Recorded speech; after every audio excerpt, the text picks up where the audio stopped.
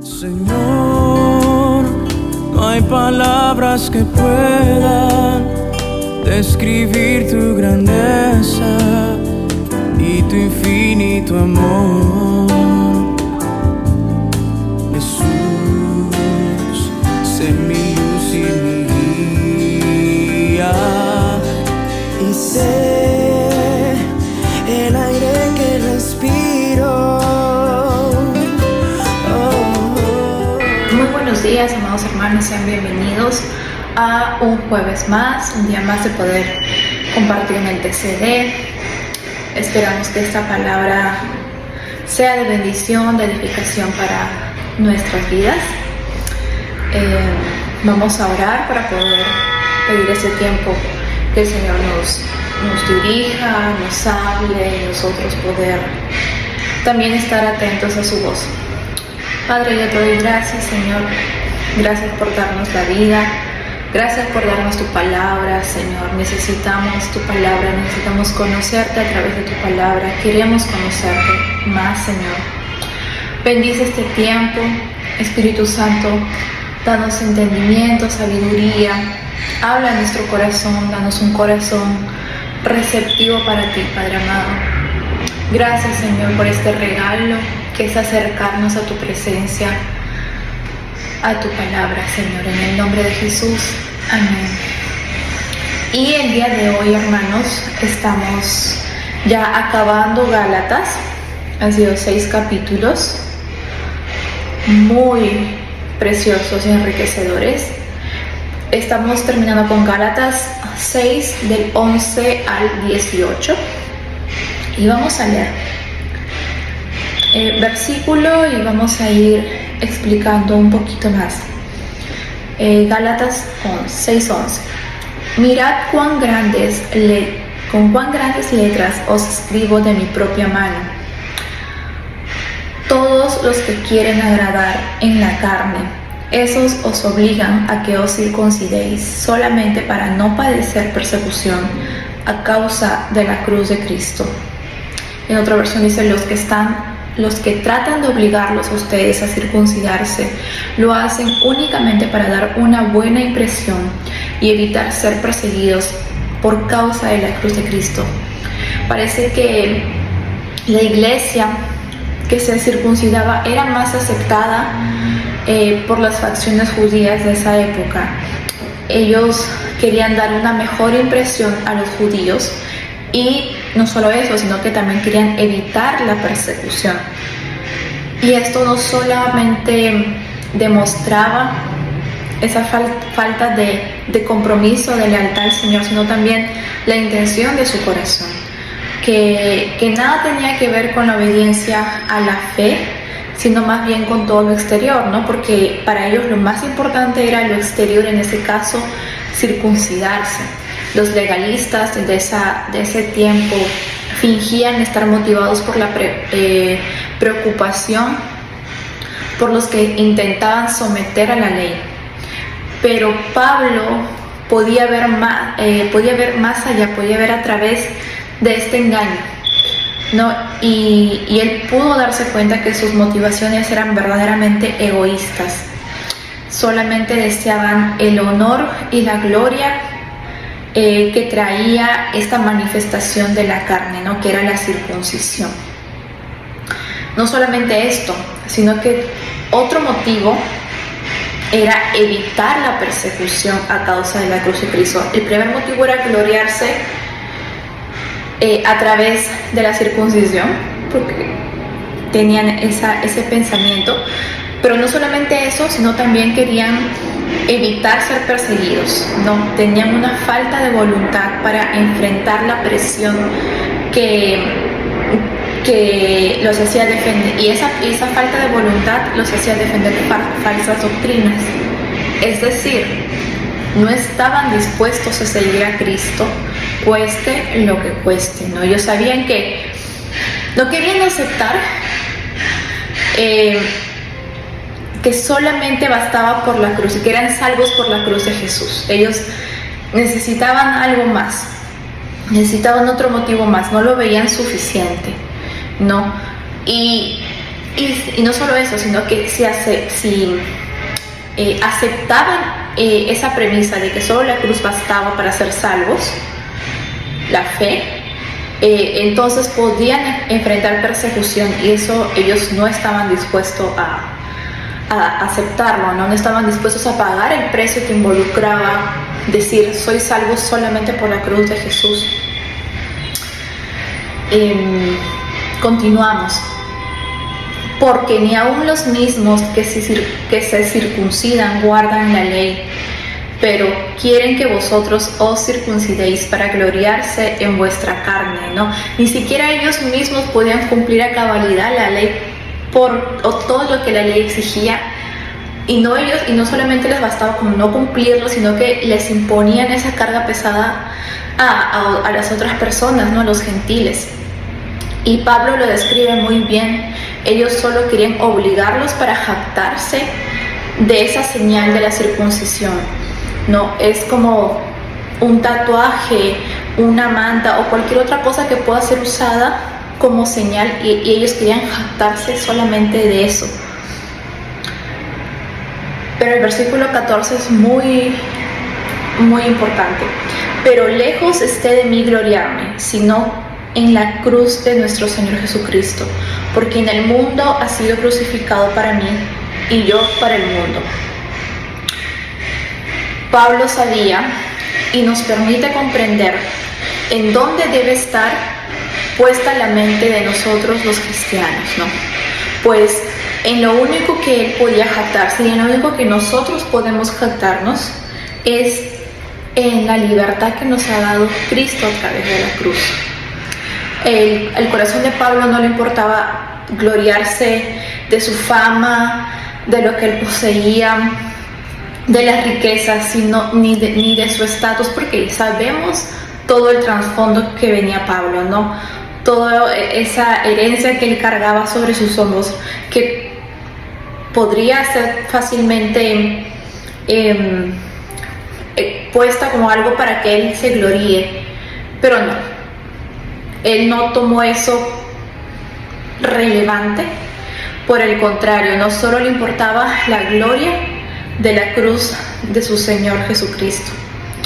Y eso nos hace preguntarnos, hermanos, ¿en qué nos estamos gloriando también nosotros? ¿En algún título, en algún estatus, en alguna posición económica, en algún puesto de trabajo? ¿En cuántos ministerios estoy sirviendo? ¿Cuántos años de creyente ya llevo? ¿Qué estamos contemplando?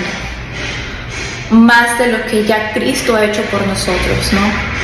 Y no solamente eso, sino cómo esta verdad que llegó a entender Pablo en ese momento, como esta verdad de la cruz de Jesús, que vale más que cualquier otra cosa, cómo eso permea nuestra manera de vivir, nuestra manera de hablar, nuestra manera de relacionarnos. A veces quitamos eso o nos olvidamos de ello y vivimos por vivir, ¿no? Y dejamos que otras cosas tomen mayor relevancia en nuestro corazón. Pero Pablo no. Pablo lo entendió muy bien. Y otro punto importante es que gloria y cruz simplemente eran dos palabras que no iban juntas, ¿no? No iban juntas, eran opuestos en ese tiempo, porque no había nada más humillante, más vergonzoso que ser ejecutado en una cruz. Y para ese tiempo, gloriarse en una cruz era algo ilógico, algo que no tenía pies ni cabeza. Pero Pablo se gloriaba en la cruz, en el sacrificio de Cristo, ¿no? Y no en cualquier manifestación de la carne como los otros judíos querían que estos gálatas se sometieran a la fuerza. Y más allá, Pablo en sí está hablando de la justificación, de la doctrina de la justificación que que se nos es dada a través de lo que Cristo hizo gratuitamente por nosotros, ¿no? Él se refiere que el mundo no podía tener influencia sobre él. Él dice, el mundo ha sido crucificado para mí y yo para el mundo. Quiere decir que él no tenía nada que ver con el mundo y el mundo tampoco tenía nada que ver con él. No se llevaban bien, no se agradaban el uno con el otro, ¿no? ¿Y cuántos nos vemos así? ¿Cuántos vivimos para la gloria que proviene quizás de la fama, de las riquezas, de los hombres, de un nombre? Y estamos viviendo para el mundo, y el mundo también está viviendo dentro de nosotros. No podía tener influencia sobre Pablo porque él ya estaba muerto para el mundo, y Pablo tampoco podía dejarse influenciar por el mundo porque él ya no, también el mundo estaba muerto para él, ¿no? Y como les mencionaba hace un momento, estaban de acuerdo en una cosa: ellos no se querían, no se llevaban bien, y lo dejó bien marcado. Versículo 15: porque en Cristo Jesús ni la circuncisión vale nada, ni la incircuncisión, sino la nueva criatura. Lo que realmente importaba no era lo que hacemos para guardar la ley, especialmente en ese tiempo en las ceremonias, ¿no? Sino lo que Dios ya ha hecho por nosotros. ¿Y qué es lo que ha hecho el Señor por nosotros? En convertirnos en una nueva criatura, una nueva creación. Lo que vale es haber sido creados de nuevo. La circuncisión era un asunto importante para los legalistas, pero Pablo sabía que eso no importaba en absoluto. En realidad no valía de nada si era circuncidado, si no era circuncidado. Lo que importaba era que pertenecías a Cristo, que habías nacido de nuevo, eres una nueva creación. Y eso es lo que el cristianismo, se podría decir que es lo que el Señor hace en nosotros, no lo que nosotros hacemos por el Señor. No ser unas nuevas criaturas implica una nueva manera de entablar relaciones con los demás, con nuestro prójimo, de cómo nos relacionamos con el mundo y con la creación también. Versículo 16: a todos los que anden conforme a esta regla, paz y misericordia sea a ellos y al Israel de Dios. De aquí en adelante nadie me cause molestias, porque yo llevo en mi cuerpo las marcas del Señor Jesucristo. Hermanos, la gracia de nuestro Señor Jesucristo sea con vuestro espíritu. Amén. Y Pablo termina con esta despedida, ¿no? Deseaba que los gálatas caminaran en una relación basada en la gracia con el Señor, en lugar de una relación basada en el desempeño, en sus obras, lo cual los ponía en peligro para abandonar el camino que ellos ya habían conocido. Y que la gracia sea con lo que Él le desee, que la gracia sea con su espíritu, es una constante verdad, ¿no? Y también ese mensaje va para nosotros, dejando cualquier cosa que nos impida vivir en la libertad ya que el Señor nos ha otorgado, y solamente basarnos en su gracia que Él nos ha dado, ¿no? La gracia es lo único que puede librarnos de caer en el engaño de que necesitamos hacer algo más para ganarnos el favor del Señor, para ser aceptados por el Señor, para ser salvos. Eso nos impide seguir avanzando y creciendo en nuestra fe. Y eso es lo que Pablo quería que los gálatas entendieran a través de esta exhortación que les da en esta carta. El mensaje sigue siendo igual para nosotros, hermanos, ¿no? Gloriarnos en la cruz de nuestro Señor cambia completamente nuestra forma de vivir, de caminar en este mundo. El recordar que somos nuevas criaturas, recordarlo diariamente, buscando la dependencia del Señor, para que ese obrar del Espíritu Santo, el fruto del Espíritu Santo, pues se muestre en nuestra vida cotidiana también. Y esto es lo que queríamos compartirles en esta mañana. No importa lo que nosotros hayamos hecho o hagamos por el Señor, es lo que Él ya hizo por nosotros, y es vivir nuestra vida a la luz de esa verdad. Recordar esa verdad todos los días, recordar todos los días el Evangelio que nos ha hecho libres, para dejar de quizás cargar con esas, vale la redundancia, cargas pesadas que nosotros mismos muchas veces nos imponemos y nos apartan nuestra mirada de quien verdaderamente importa, del Señor.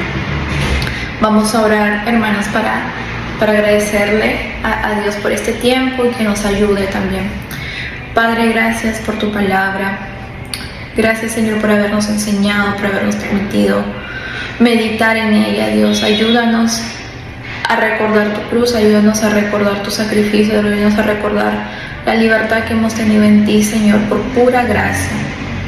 Ayúdanos a recordar que somos nuevas criaturas, a vivir conforme a esa verdad, Señor. Padre, sin tu ayuda no podemos. Somos pecadores débiles, Señor. Pero necesitamos de ti, necesitamos de tu misericordia, Señor. Necesitamos que extiendas tu misericordia sobre nosotros y nos ayudes a recordar y a vivir en esta verdad. Gracias, Padre, una vez más, en el nombre de Cristo Jesús. Amén. Dios los bendiga, hermanos. Señor, no hay palabras que puedan describir tu grandeza y tu infinito amor.